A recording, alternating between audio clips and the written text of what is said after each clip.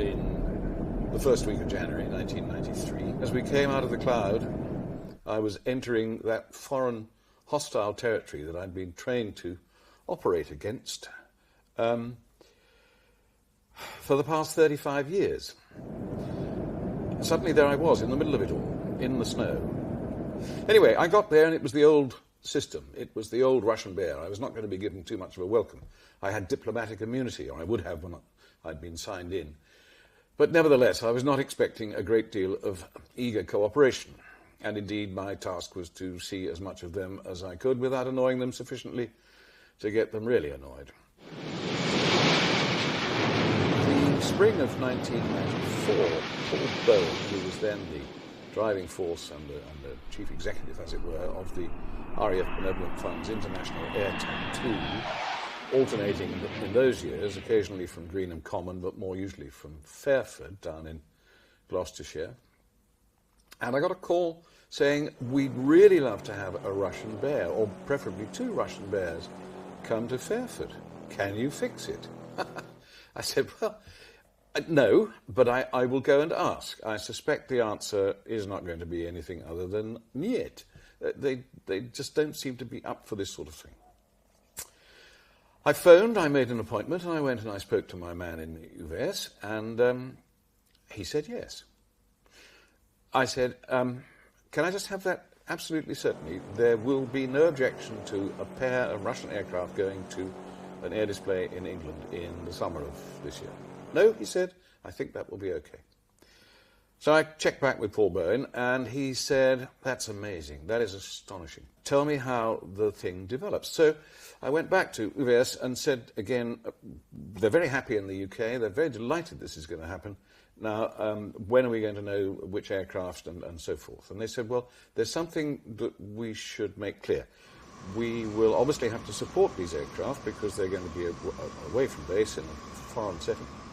And so we've got a support team, and here's the list. And he handed me a list which ran to, I think, 3 pages. There were 76 names on it. They contained the 2 crews, 13 in each aircraft.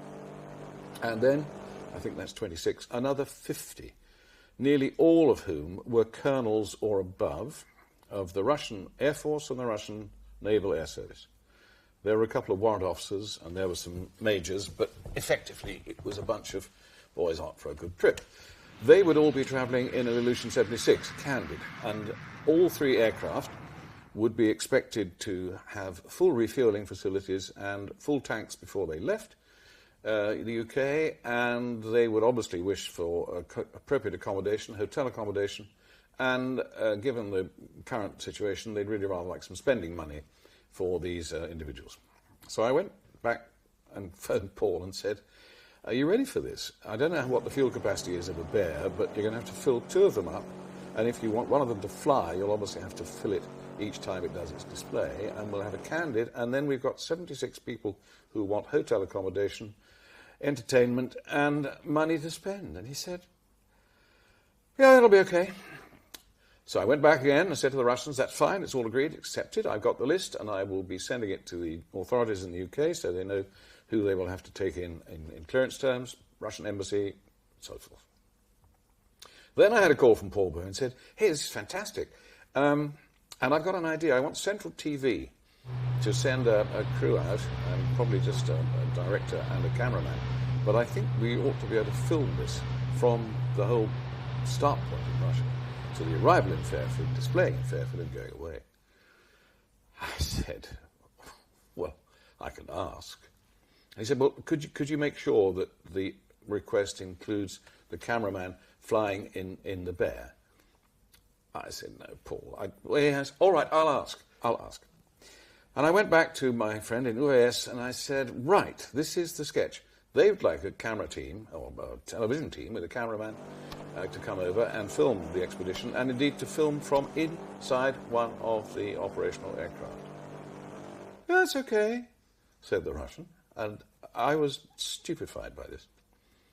But I had the presence of mind to say at that stage, well, in that case, since these Russian aircraft will be going as a gaggle of 3 into British airspace and so forth, and now you've got British cameraman and so on, crawling around the bottom of one of the aircraft, I think you ought to have me on board as a sort of on-board interpreter. You know, air traffic control procedures, air traffic language. There's got to be some guarantee that it'll all be understood and responded to properly. Yeah, okay. So all of a sudden, from what I thought was a complete no chance, we now have 3 aeroplanes, 2 operational bears, a Candid full of generals and admirals, a TV crew on board one of them, and me alongside as well. And that's exactly what happened. The Russian main airfield outside Moscow, military airfield, Chkalovsky, I rendezvoused with the TV team. We then went out there and we rendezvoused with the Candid load. We clambered on board the Candid and flew up to the naval main station in Kaliningrad, in the enclave on the Baltic shore there. We landed, parked the aircraft. The Bears were already there. The naval aviation one was on its home base. The Russian Air Force one had flown up from somewhere in the south. And so the base commander came to meet us and said, hurry along, put your bags in the accommodation because we're going to have a little party. And so we put our bags in the accommodation. We came back out, got into a series of Russian equivalents of jeeps, Land Rovers and so on, and shot away to the Baltic shore. A couple of wrecked bits of old shipping were on the sand, and we went and played amongst those. I also noticed that there were long, long tables set out on the cliff top with much interesting salady things getting quite sort of warm in the bright sunshine. Lots of glasses, lots of bottles, and some of the bottles were beer. And I said to the Russians, I think if we're going to go and have a swim, we might take some of these bottles down with us and we can leave them in the sea and get them cool because they're not doing much. And drinking warm beer, that may be your idea of what the Brits do, but it's not mine. So, in fact, we carried a couple of cases of beer down, we had a good swim, and we put the beer in to get it cool, and we came back up. The base commander then appeared in his underpants and with his tame chef behind him, and they came to the open-air stoves and started, the cook started to cook, and the base commander started to make us welcome, which, of course, involved the large glasses that we had, which were sort of jam jar size and jam jar capacity, and into which the first of the vodka of the day was now being poured. And that's the way it continued. It continued for a long afternoon and into the early evening. And the food came and the vodka continued. And the food came again and more vodka. And slowly but surely, in particular, my unfortunates from Central TV became, how shall we say, slightly confused about everything. At the end of it all, which had been a thoroughly wonderful afternoon's picnic, by now quite towards mid-evening we got back into the vehicles and disappeared back towards the main base, pausing only at the halfway distance. Someone obviously felt the need. Out jumped the Deputy Commander of the Air Force and the Chief of Staff of Naval Aviation to insist that it was time we had a drink for the road. So we paused and had a couple of drinks for the road. And then we got back, and I think my TV chums now thought this was time for bed, Zebedee. But no, it's time for the banya, the sauna. So we carried forward, stripped off, went into the cabin, were superheated, hit with steam from all directions, with large lumps of birch by a lady. And then we plunged into the cold pool, and then we rushed outside, and then came back in and went all through it again. And eventually subsided into a series of small lounging chairs and had some more vodka, really. And that was where it ended, and it was where it ended for everybody, especially the two TV folks. The next morning was just quite a gentle start, I think is the best way. But we got into our aeroplanes. I clambered up into the Navy Bear, the Tupolev 142, and I looked around for where the television chaps were, and they said, no, they're going to travel in the Candid, in the glazed nose of the Candid, and then they'll be able to film the whole thing, and we know we're going to be intercepted by everybody, any dog, as we go through the Baltic and out into the North Sea. Everyone will want to have a look at the gaggle of bears.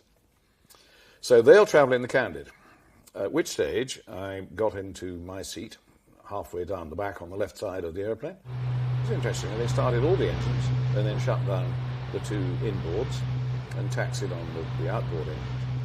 We taxied quite fast and got ahead of the Air Force version and got airborne and turned left heading for UK. And I said, you know, aren't we waiting for the system to gather us all together? And they said, no, we're off now, we're going. Fine. And looking down, I could see the Air Force version just getting onto the runway. And the Candid probably not even started its engines at that stage. And they never did catch up. So there never was a central TV documentary film made of the flight of the Bear, which was a shame. On the other hand, it meant that I didn't have to give my attention to translating for their directorial announcements and so on from their filming position, because they weren't there. I was impressed to see how well they did work as a crew, and I noticed how much of a sort of challenge and response and exchange of words and music went on as they got this gigantic set of engines going at the start. Bit of a laborious process. It wasn't just master switch on, press the button and go. It took a little time. An extraordinarily versatile aeroplane. Its variety of weapon systems, anti-shipping, anti-submarine, anti-radar, just basic long-range bombing missions, long-range surveillance missions, and long-range is a feature. I mean, they used to fly to Cuba via Iceland with no stops on the way. I mean, they were quite capable of gigantic journeys. The Poles came up and had a look, the Germans came and had a look, the Danes, the Norwegians, and then we got through the Baltic and out the other side. But the next thing we saw was a gaggle of torpedoes, F3s, came in. And there's an awful lot of photographs of tornadoes intercepting bears and lightnings intercepting bears and so on. And there's always, you know, someone's Air Force wall has always got, there's me with the bear, you know, in my tornado or whatever. Well, I took pictures from the inside of the bear, and I was able to present at least two of the pilots with a picture of them seen from the other side. So the tornado looking along the wing and down past those gigantic contra-rotating propellers, there were tornadoes stuck in on the wing. There was a great atmosphere of a great crew working together atmosphere. They were all pretty excited because although they'd obviously all probably flown past the British coast on a number of occasions, or around the Baltic and over the top, they were nonetheless all going to be going actually into the enemy airspace, as it were, not to be threatened, but to be welcomed and put on the ground. So there was a lot of excitement. The navigators in particular and the systems operators had very little to do, so they were all clattering around trying to get near all the considerable number of windows and glazed areas so they could see what was going on. There were people taking lots of film shots from inside for their personal diaries. Great stuff. We landed, having been escorted in all the way. The Air Force One caught up very soon after, and the Candid, probably 20 minutes later. One of the Navy front-end chaps, as we landed, said, we must have a team photo. They have the same approach as aviators worldwide. Let's have a team photo. So we all clambered out of the airplane and stood in front of it under the nose, and a spare body, not of the crew, got the camera ready. And someone said, wait a minute. Oh, of course, the tail gunner. Where was he? Well, answer, he was still in his turret. There's no throughway through the aeroplane to get to it. And although he was able to climb in whilst at base, he climbed in by going up onto the revetment, opening the hatch and getting in from ground level, as it were. We're now on the ground at Fairford, and he's about 22 feet above the ground. And he can open his hatch, but he can't get out. So eventually, and it took a long time, we found somebody with a ladder, and out he came, and we then had the complete team photo. Then we had a week of looking after the Russians on the loose in England with entertainment money in their pockets. There was some highlights, some of which are probably best left discreetly to one side, but both crews were surprised to find them being the centre of attention. The King of Jordan, King Hussein at the time, came to visit, a great enthusiast for aviation, always has been, and he was taken up inside our Bear and sat at the controls and had a good time. He and Queen Noor were introduced to the crew. Another visitor was coming the following day, and it was scheduled to be also a visit to the naval aircraft because the Air Force One was going to be the one that did the daily display. So we were going to be on show on the ground. Interestingly, parked between a B-52 and a B-1. And there was a lot of interplay between the crews of those two, who I don't think had ever received Russian admirals on board their aircraft before, nor, I think, had the Russians received a B-1 colonel before on board. But that's another piece of the story. But one lovely morning, the Russian Navy crew had been slightly over-refreshed and were a bit late on parade. They came galloping up, but too late for the visitor, who was, in fact, His Royal Highness Prince Michael of Kent, who many years back I knew was working in the Defence Intelligence Staff when I was, and he was learning Russian at the time. And, of course, if you've seen Prince Michael of Kent, you'll know that he looks just like the last Tsar, Nicholas II. He is a dead ringer for the Tsar. And so when this Navy crew came galloping up, they formed up at the bottom of the steps of the aircraft, knowing there was a VIP on board. And when he came down and walked towards them and addressed them in Russian, you could see their little brains were in turmoil. What on earth's going on? What is this? I'm not sure that there is a Russian candid camera, or you've been framed, but they were convinced there was some grotesque joke going on. It's wonderful, absolutely marvellous. The long and the short of it was that we wrapped up at the end of a week, because we'd arrived 2 days before the weekend of shows, and we left after the shows were all over. And my last memory, and probably the last memory that the receiving British will retain, is that our accommodation was in the Bear Hotel. Nearly all of us were in the Bear Hotel in Hungerford. And the last morning, breakfast was being served at the usual pace and with the usual contents. The Russians rather enjoyed the full English. They thought that was a good idea. But their own stockkeeping and logistics management had gone to pot, and they'd got no vodka. So they needed some vodka to help the breakfast time. That's the sort of thing you do. And so the Bear Hotel at Hungerford, the hotel manager, I still don't know that he was really feeling that he could do it, but he was asked if he could serve some ice-cold vodka with breakfast, if you don't mind. He eventually did, and that was fine. And we then proceeded. I have to say, I'll be quite fair here, that the up-front operating members of the crew were not drinking vodka at breakfast time. Some of those further down the back were, however, and enjoying it. But we clambered back into the air and went off and did the return journey. It was about a 3-hour sort, just short of 3 hours. And we were again escorted some lovely pictures of tornadoes out on the wing and others coming in. One of the non-operating accompanying fellows blagged his way onto our aeroplane on the way back. He wanted to get back faster than the gaggle who were coming home in the Candid. So he hitched a ride with us, and all the rest were in standard sort of grow-bag green, rather like our flying suits. Not a great deal of difference there. He was in a lightweight blue one, and I said, that's very smart. And he was sitting on the floor beside me. And he was one of those who had breakfast with vodka, and he'd found a bottle in his bag, and he was now having some more. So until he became totally incoherent, I asked him a number of questions, and he was tear-stained because I said, why have you got this lightweight blue suit? He said, that's what we always wore when we went to Cuba. Oh, Cuba. The sun, he said, the sand, the sea, sex. Oh. I mean, he clearly had enjoyed his chance in the other totalitarian regime of the world, ignoring North Korea. And Cuba was obviously a haven. And of course, if you've served in the far north of Russia for most of your serving life, first thing you have to recall is that that was not all the bad that it could be, because for those serving in the far north, there was an immediate pay supplement, which tended to take the edge off some of the hardship up there.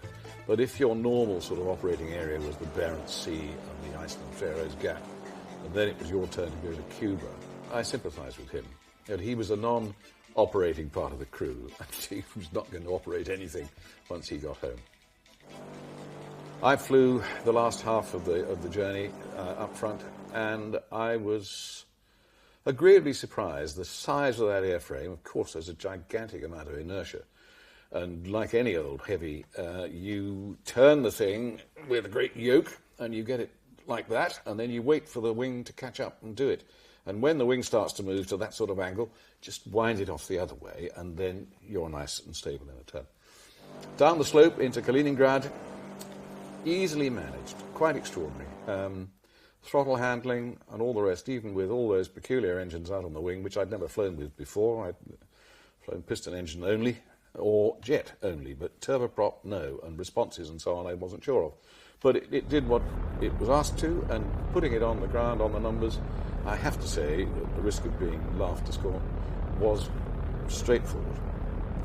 There must be rather more to it than simply that, because the Navy pilot next to me was very quick to take control of it. So I suspect the braking and other ground handling aspects of the aeroplane are a bit more of a challenge, because it is a big one and a heavy one.